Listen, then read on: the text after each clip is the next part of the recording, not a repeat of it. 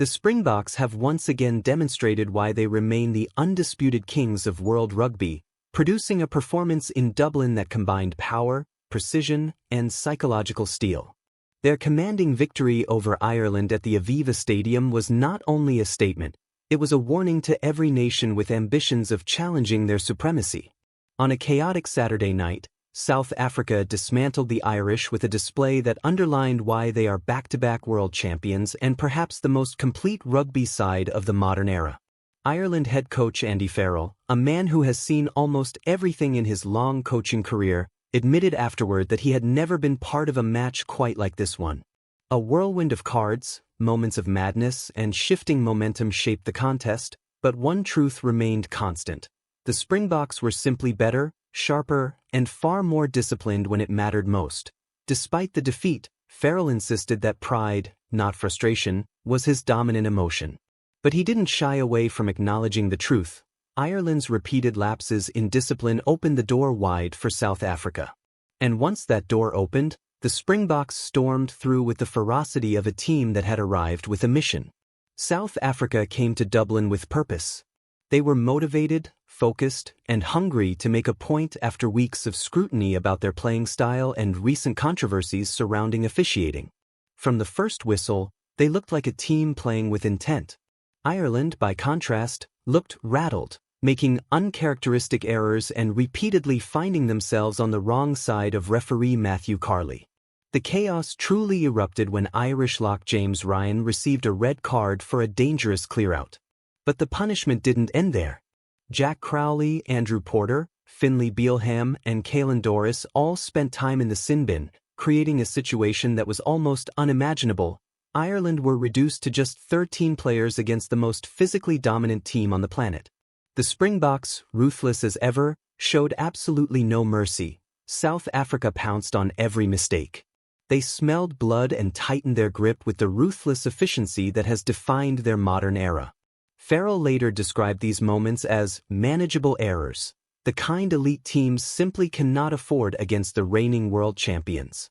Ireland's strengths from previous weeks, accurate kicking, dominance under the high ball, and clinical finishing inside the opposition 22, were all conspicuously absent. In the post-match press conference, tension rose when a journalist described Ireland's first-half display as borderline shambolic. Farrell firmly pushed back. "No," he said. "Chaotic, yes, but not shambolic." He emphasized the character his players showed in the second half, noting that going toe-to-toe with the Springboks while down to 13 men highlighted their resilience and pride. Still, even Farrell knew that character alone cannot beat a team like South Africa. Discipline must accompany heart, and on this night, Ireland simply lacked it.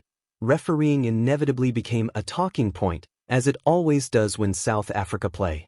Ireland's coaching staff had approached officials before the match, concerned that recent comments from the Springbok camp might influence decisions.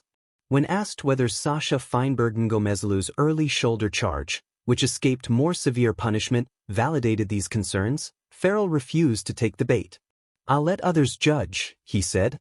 It was a diplomatic answer, but it did little to prevent speculation for South Africa. This victory was more than a win, it was a clear, thunderous message to the rugby world. Winning in Dublin is incredibly rare. Doing it convincingly, while showcasing depth, discipline, and mental strength, is something only a truly elite team can manage.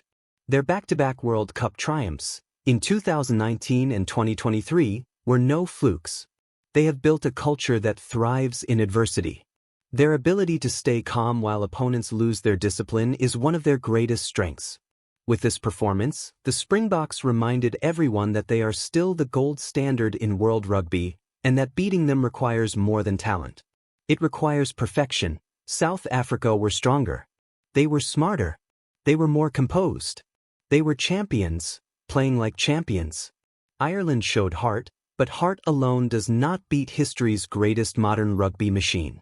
Once again, the Springboks proved why they remain the gold standard of world rugby, and why every nation that faces them must be prepared for the most unforgiving examination the sport can offer. As ever, showed absolutely no mercy. South Africa pounced on every mistake. They smelled blood and tightened their grip with the ruthless efficiency that has defined their modern era. Farrell later described these moments as manageable errors, the kind elite teams simply cannot afford.